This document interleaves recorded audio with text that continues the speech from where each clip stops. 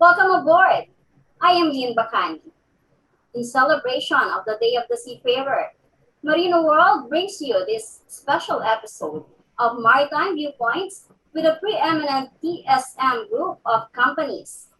Here's a message from Mr. Ian R. Garcia, Chief Executive Officer of TSM Group of Companies.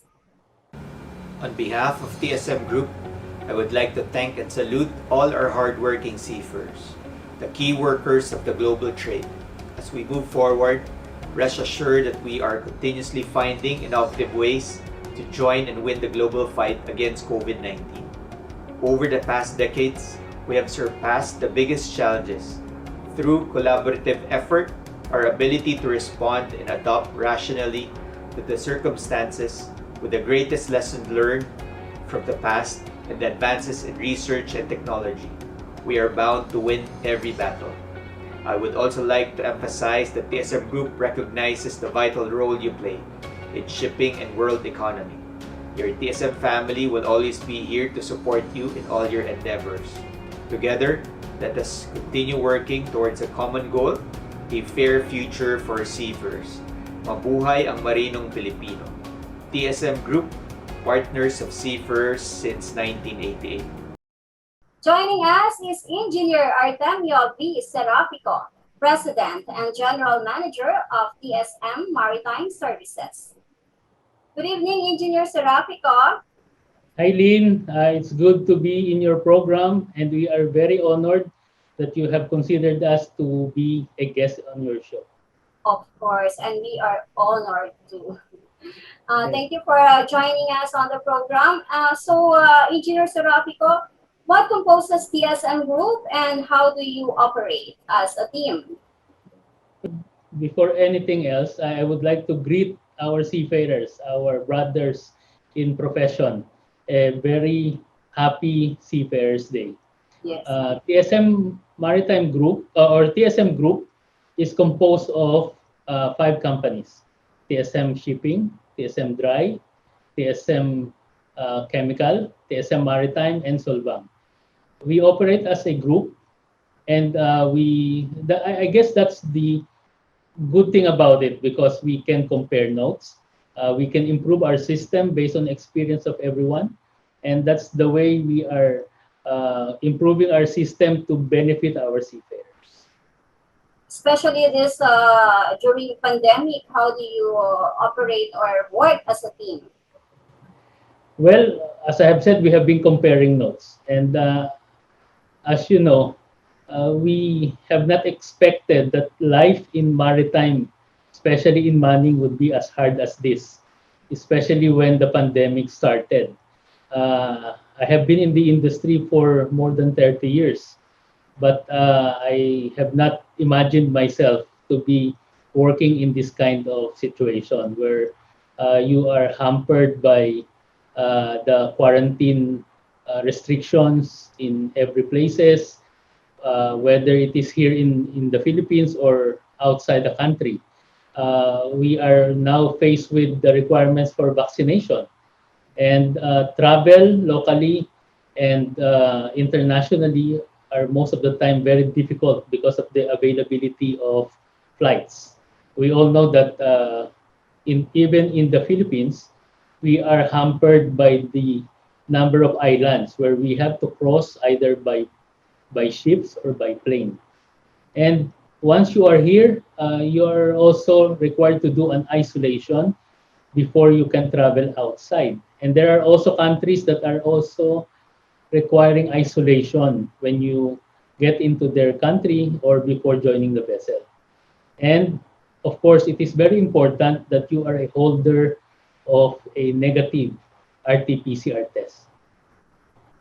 So what's the impact on the employment of our seafarers? Uh, Initially, we were faced with difficulties in deploying seafarers. We all know that if you are not deployed, you are not earning Mhm. for a seafarer. And for those who are on board, who have been extended in their stay on board, they also feel tired. And with all of the uh, restrictions and also news about COVID, they are also worried about their families here, and the more that they would like to be home based on the length of their contract. Most of them, they would like to be sent home as soon as their contracts have been completed. But as I have said, all the limitations I have mentioned earlier are the ones that had been preventing us from effecting crew changes. There were also times where we have doubled the number of seafarers on board kasi hindi makababa yung mga seafarers dahil walang mga flights, mayroong mga restrictions sa mga port of disembarkation, even if yung kanilang mga kapalit are already on board. But TSM has also a big role on crew changes, right? Engineer Serafico, you have this TSM ship agency. Yes, that is one of the plus factors of TSM. We have our ship agency that assists us in doing crew changes here in the Philippines. So mas madali ang crew change kasi we can control uh, the the activities, the actions that we are taking. We can even do extra efforts for us to be able to effect the necessary crew changes in the Philippine ports. And actually, it's not only among the TSM group kasi nakikita ko at ako mismo no na susubaybayan ko. Even the other companies are very thankful to TSM kasi nga natutulungan sila sa crew changes din nila. Totoo yan, Lynn. And I am one of those who are very happy in TSM. Pag nakikita namin ganyan na merong mga nagpapasalamat at especially pag nakatulong kasi tayo in doing the crew change, alam natin meron tayong nabigyan ng employment na seafarer. And so, paano nyo ina-address pa yung mga challenges? We're still in the midst of the pandemic, di ba? So, etong mga COVID tests and quarantine facilities for the crew, how are you doing that? Well, marami kaming initiatives, Lynn. Of course, kailangan nating suportahan ng gobyerno in terms of information drives. Meron kaming mga infomercials, meron kaming info drives on vaccination, on COVID. Even ang aming mga staff dito sa office, we are educating them on the dangers and how to be safe in times of this pandemic. And all of this gives them the opportunity to prepare and even to have the confidence in doing their work. For our seafarers, we have been partnering with isolation facilities kasi dito sa amin, if we isolate the seafarers who are scheduled to join the vessel, we put them on facilities that we know are safe, clean, and of course can address the needs of the seafarers while there kasi napakahirap ng buhay kapag ikaw naka-isolate. Sabi nga nila, wala ka namang kasalanan pero nakakulong ka. Kaya we are trying our best to make their lives easy or comfortable dito sa mga isolation facilities na to. At kami ang nagbabayad. Pero part of being in the isolation, kailangan ma-maintain mo yung pagiging negative mo pag tinest ka ng RT-PCR. Hindi ka pwedeng umalis ng bansa kasi kung positive ka eh. So, lahat ng pagpapaalala, meron kaming mga online activities like Friday. Every Friday, meron kaming Friday kung saan meron kaming host. Ini-entertain namin ang mga seafarers namin na nasa isolation. Yung mga paalis na. May banda kaming tumutugtog dyan, may raffle kami, just to entertain everyone and make sure that they don't get bored and we take good care of their mental health. Actually, nakita ko yung teaser niyo eh. Ang gagaling ng mga kumakanta. Napaka-talented din ng TSM family. Ano. Iba yung feeling na gano'n. We make sure na masaya yung seafarers namin. At syempre, kapag masaya seafarers mo na ibabalita nila yun sa kanilang mga families, at hindi rin mag-aalala itong mga to na nasa isolation facility sila. And congratulations kasi yung crew change and repatriation niya ay accredited by the Singapore Star Fund Task Force. Yes, totoo yan, Lynn. Kasi talagang pinag-aralan namin kung ano ang gagawin namin sa isolation facilities namin. And then we were able to coordinate with the authorities responsible in the approval of crew changes in Singapore. Kaya nung nakita nilang meron kaming ganitong program, in-inspect nila yung mga facilities where we were doing our isolation, na meron kaming tie-ups, at na-approve nila to. Kaya madali kaming magpa-approve ng crew change in Singapore. At the same time, pwede rin ma-lessen yung number of days ng isolation dito kung ikaw ay pupunta ng Singapore. And let's talk about training naman, ano, yung competence ng ating mga seafarers. I understand napakalaking challenge nito ngayon kasi in face-to-face, di ba, engineer? Paano nyo ginagawa ngayon yung training? I was there when you inaugurated the Tome Training Center dyan sa malapit sa inyong office. Kumusta ngayon ang operation nyo ng training? Well, as you have heard, ang TOME or TSM is very strong in training. Kaya nga meron kaming sariling training facilities. We even have our simulators within our buildings. And bukod dito, since hindi naman pwedeng mag face-to-face pa, even during the start of the pandemic, nagkaroon kami ng online trainings. Even yung mga in-house namin, yung mga simulator trainings namin, ginagawa namin to online. We have upgraded the system that even seafarers abroad na sumasakay sa TOME, nakakapag-undergo sila ng online training while yung mga instructors nandito sa Manila. How about this TSM Ratings Academy? Ayan, isang innovation yan because alam natin na maraming mga bata ang gustong magsimula magsiman, no? And karamihan sa kanila nag-a-apply at yung iba walang experience o kaya yung iba naman ang experience domestic. For us to be able to ensure na at sila within the standards, international standards, and within the standards of TOME, we created the TSM Rating Academy kung saan binibigyan natin sila ng training for a couple of weeks. At doon, tinitrain natin sila sa sistema natin. May mga examinations din to at may mga CBTs where they should be able to complete and pass para lang mag-qualify sila dun sa ating program. At pagdating sa barko, kahit papano alam natin na yung standard na ini-expect sa kanila ng mga officers on board at mga kasama nila, maging Pilipino yan o foreigners, pwede silang makipagsabayan at mapapakita nilang they are properly trained at hindi naman masasayang yung ginawa natin training sa.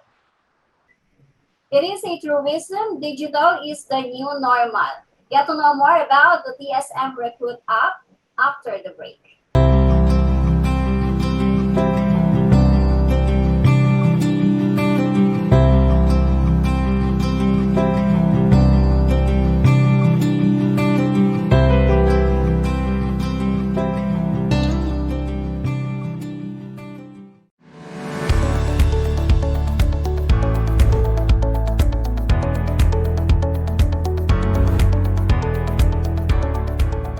Looking for a job within the TSM Group? Wait no more. Let innovation work for you. Take your job search to the next level and do it anytime, anywhere. Introducing TSM Recruit, an app-based recruitment tool for a more convenient job search and application. The first of its kind in the Philippine maritime industry. Want to know more? Download the TSM Recruit app now on Google Play or the App Store. Click on Register and confirm the data privacy consent. Next, fill out basic information such as your email address, password, and full name. That's it. You can now log in with your registered email and password. Now you have full access to all of the available jobs under each company of the TSM Group. With a TSM Recruit app, you are automatically matched with the job openings suited to your experience and credential. What's best here is that you can submit multiple applications to different companies at the same time. With the TSM Recruit app, you get all of these added features.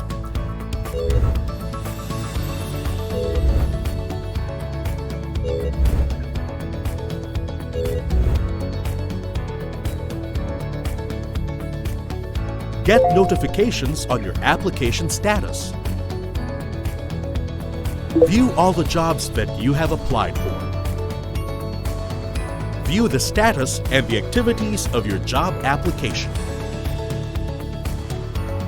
A calendar feature where you can view all your assigned schedule, job title, location, who to contact, and remarks. The app also lets you easily upload files such as Word document, PDF, and images. You can also get the latest TSM news through the app. Isn't this app amazingly convenient? Now you are more empowered to find the job that is suited to your skills. With a TSM Recruit app, applying for a job is convenient and can be done anytime, anywhere. What are you waiting for? Download the TSM Recruit app now. TSM Recruit. Jobs for seafarers.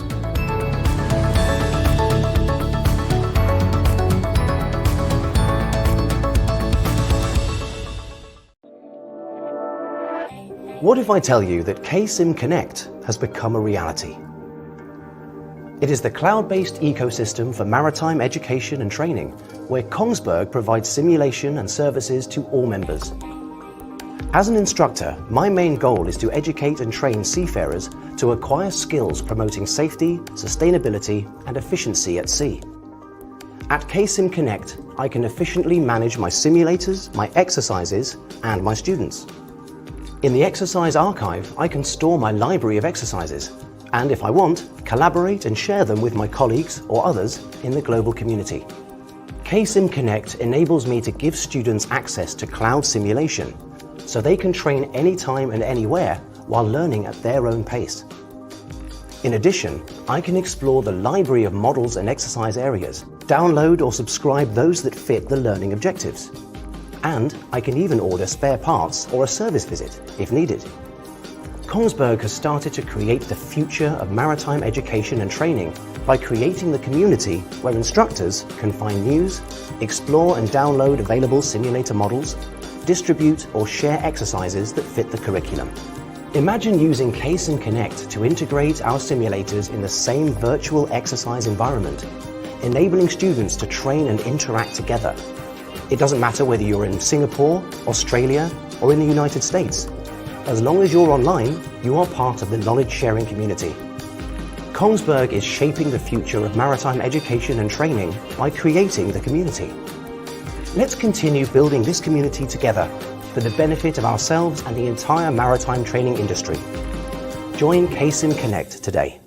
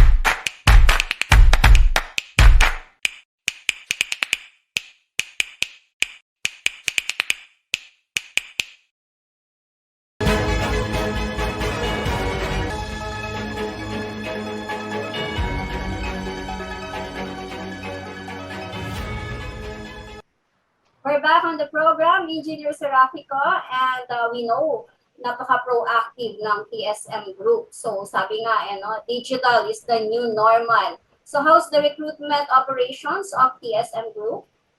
Well, Lynn, I am proud to say that we have invested so much on the modern way of getting in touch with our seafarers. Kaya nagpa-develop kami ng isang program that we have called TSM app, recruitment app. Kung saan pwede ka nang mag-apply online. You don't have to leave your home. Basta meron ka lang connection, you can search dun sa mga application programs yung TSM recruitment app. At doon pwede mo na i-submit yung application, i-upload mo dun yung mga credentials mo, and you can get in touch with our recruitment through this program at the comfort of your home. And yan ba open sa lahat? Kasi parang pag sinabing TSM karamihan yata dyan mga PMMAers, you're a product of PMMA, at karamihan sa alam ko dyan na executives, top executives, are a product of our premier institution, PMMA. Yes, of course, everyone naman is open to join TSM, no? Siguro nagkataon lang na marami kaming taga-academy dito at marami ring nasa barko na galing ng PMMA. But you can also be assured na open kami for everyone. Ang lahat ng produkto ng lahat ng eskwela, for as long as you are able to meet the standards and pass the qualification screening of TSM, you are welcome to be part of the TSM Group. And of course, it's a big challenge ngayon, yung recruitment operations because of the protocols, no? So, how's the operation in your office, yung ating mga staff? Kumusta naman? Paano yung operations nyo sa recruitment? Yes, of course, as part of our commitment, we are keeping our office staff safe. Kaya nga, from recruitment until dispatch, sinisigurado namin less contact kami.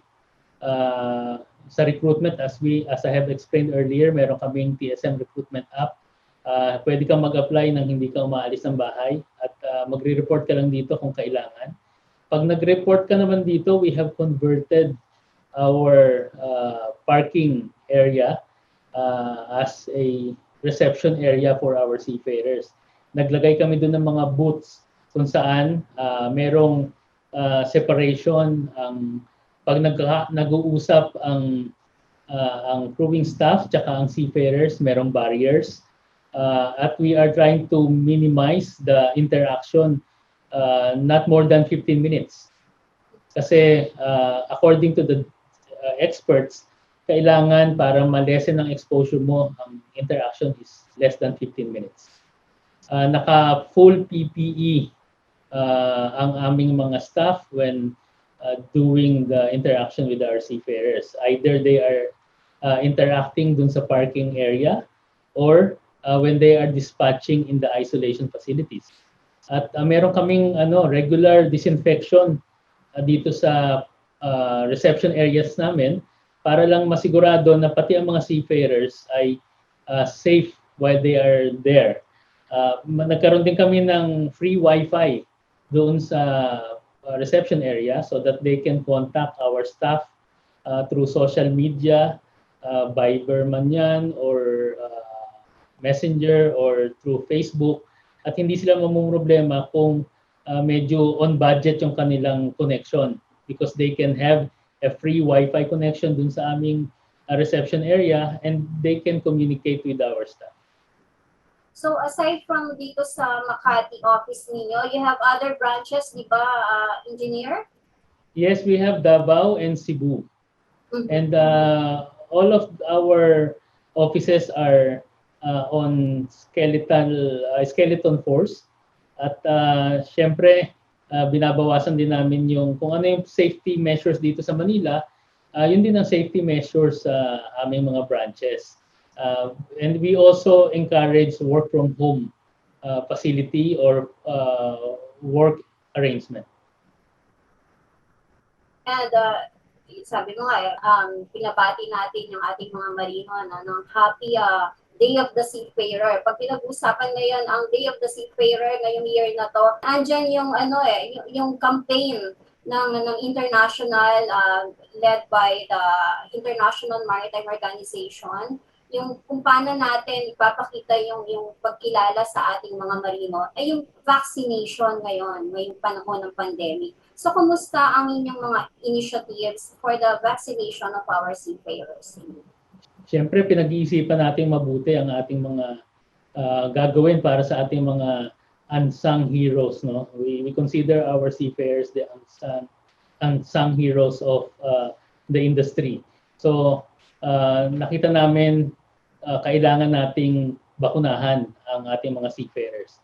And despite the fact na meron tayong nakikitang mga efforts ng ating government, continuously tayo gumagawa rin ng mga paraan katulad ng pakikipag-coordinate sa ating mga maritime organizations kung saan sumulat, kasama tayo sa pagsulat sa gobyerno para sila i-prioritize sa vaccination. At recently, naglabas din ng gobyerno dahil din sa ating continuous request na bigyan ng pagkakataong makapili ang ating mga seafarers ng brand. Kasi nababalitaan natin na merong mga bansa na namimili rin ng vaccine brands na dapat naiturok sa mga travelers. So para makakope ang mga seafarers dyan, nag-request tayo at sa aksyon ng gobyerno ay pinakinggan naman tayo. Naglabas sila ng advisory na pwedeng mamili ang mga seafarers natin. Bukod dyan, ang ating mga barko kapag nasa puerto ay binibigyan din ng libreng vaccination. Ito naman sa pamamagitan ng efforts ng mga ship owners. So sa Tome, meron na tayo mga barkong na bakunahan nung dumaong ang kanilang barko sa US. Ang binakuna sa kanila Janssen ng J&J, Johnson & Johnson. Ganon din yung isang ating Dutch principal na nagpabakuna na rin last week yung kanilang mga tao sa barko at Janssen din ang binakuna sa kanila dahil ito one dose, no? One shot.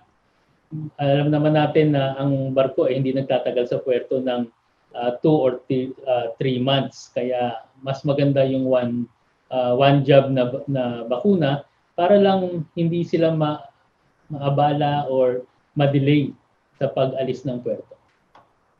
At magandang meron kayo dyan sa Davao and tama ba, Cebu, no? Oo, meron din kami sa Cebu. So, at least nandiyan yung hospitals wherein sila rin, doon din gagawin yung mga vaccination ng ating mga seafarers. So, mapapadali din sila. Yeah, totoo yan, Lynn. Kasi nga, through the effort of the maritime organizations, presenta din natin yung possibility na since ang AMOSOP ay isang seafarer union, mabigyan ng assistance sa mga seafarers at inaccept naman ng AMOSOP ang challenge at based dun sa kanilang mga locations like in Manila, Iloilo, Cebu, Davao, pwede nang magpabakuna ang mga seaman dun sa hospitals ng AMOSOP.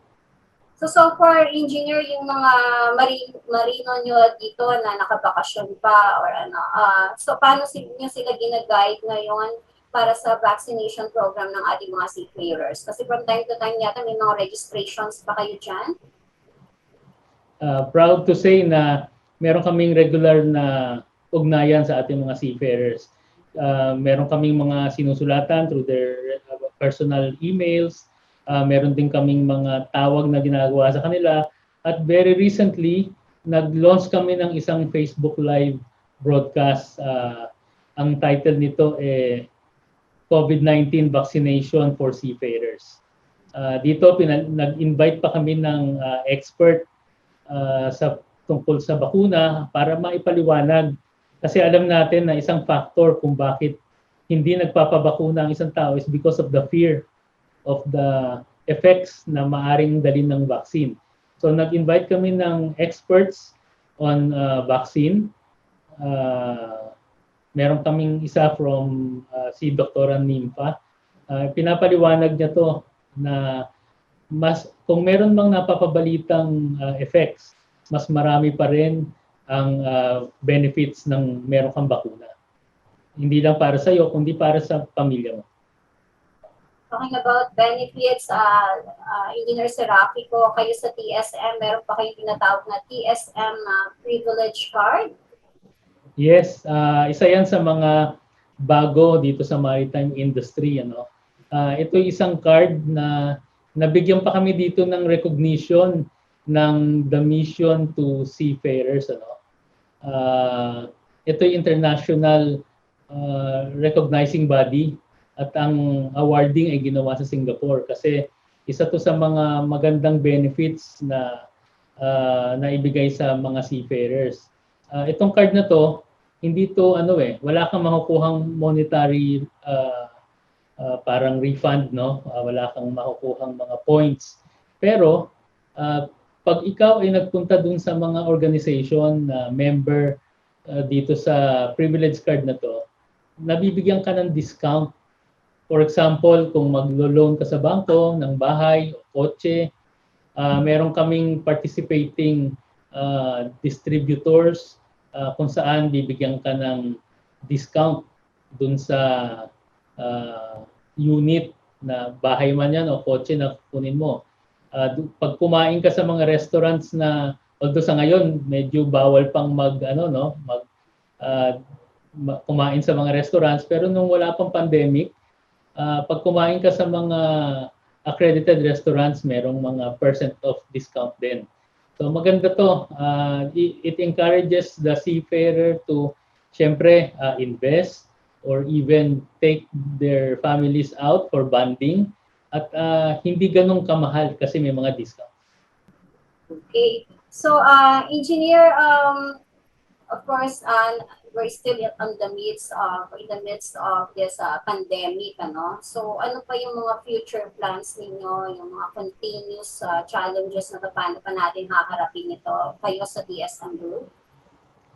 Well, sa 30 years na existence namin, nakita na natin kung ano yung mga needs ng seafarers, and at the same time, hindi ko naman sinasabing lahat nakita na natin kasi nabulaga pa rin tayo dito sa pandemic, But rest assured that we are continuously looking at the innovations that we can still do for our seafarers, as we call ourselves the partners of seafarers.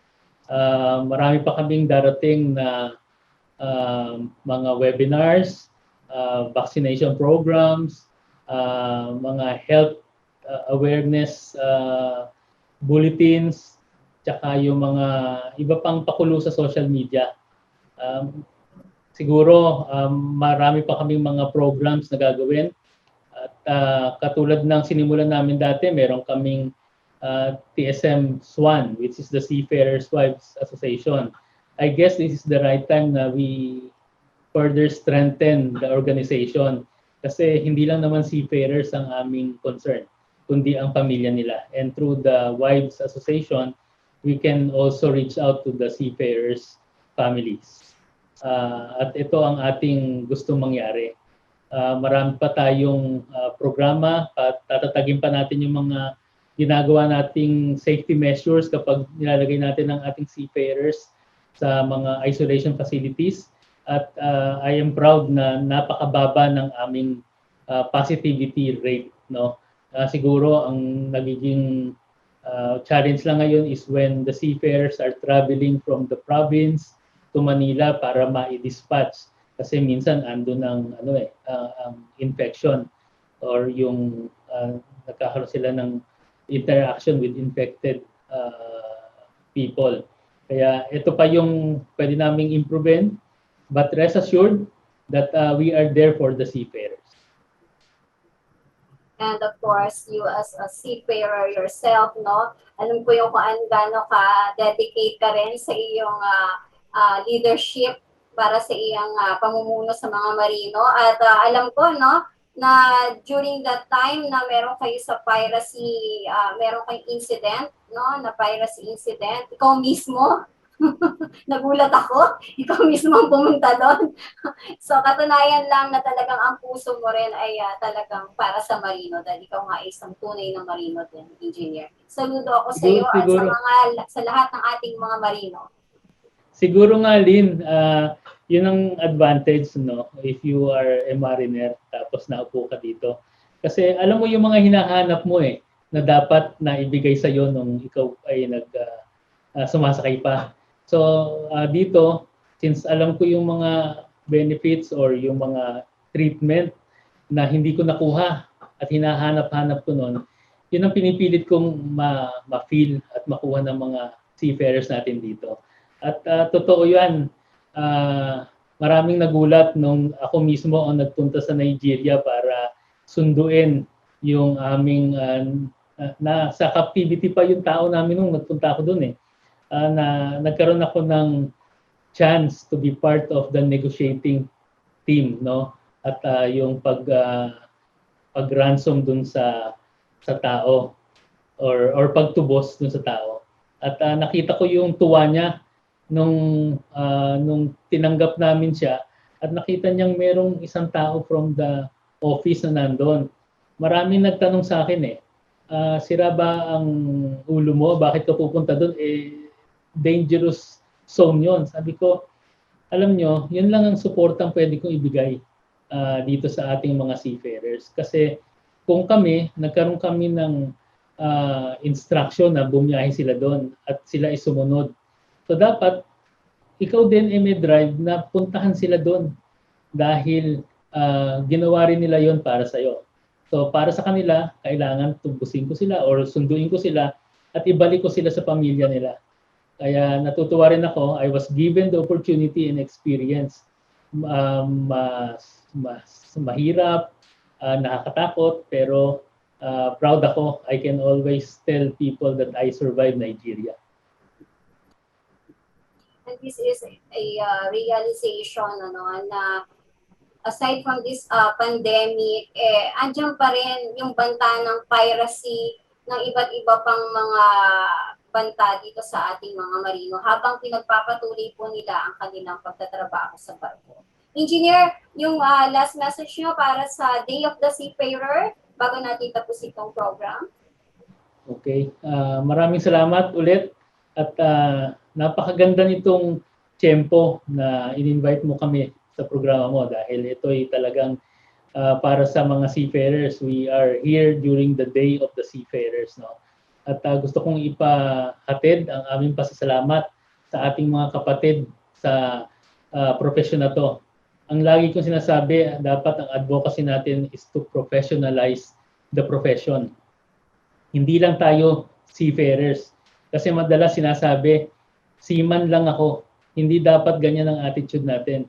Saan ka nakakita ng isang profesyon na ilang beses kang mag-e-exam para makuha mo yung highest rank dun sa position mo?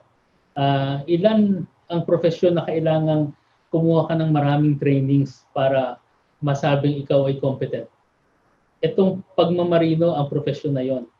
Yung iba kaya lang nag-e-exam ng paulit-ulit ay hindi pumapasa. Kung ikaw nag-bar, isa lang ang exam mo Kung hindi ka pumasa, kukuha ka ulit. Pero ang seafarer, para maging isang kapitan o chief engineer, ilang exam ang dadaanan mo. So let's be proud of our profession. Let's professionalize the profession. Yan ang lagi kong advocacy. Dahil ako, proud akong maging isang seafarer. Dahil kung wala tayo, walang trade dito sa buong mundo. So, dito sa time ng pandemic, para dun sa mga patuloy na nasa barko, saludo ako sa inyo kasi ang lalakas ng loob ninyo at kayo yung nagsasakripisyo hindi lang para sa pamilya nyo, but kundi pati sa industriya. So maraming salamat and happy Day of the Seafarer sa inyo lahat. Thank you so much, Engineer Serafico, at I hope masundan pa uli itong interview ko sa'yo. Of course, Lynn, anytime. It would be my pleasure. Thank you so much, Engineer. Engineer Artemio Serafico, President and General Manager of TSM Maritime Services. We salute you, seafarers, on your day, as you sail steady and brave in all waters and winds, pandemonium or pandemic, as essential cogs in the logistics demand of the world. Happy Day of the Seafarer. Thank you for watching Maritime Viewpoints on Marino World Online. I am Lynn Bacani.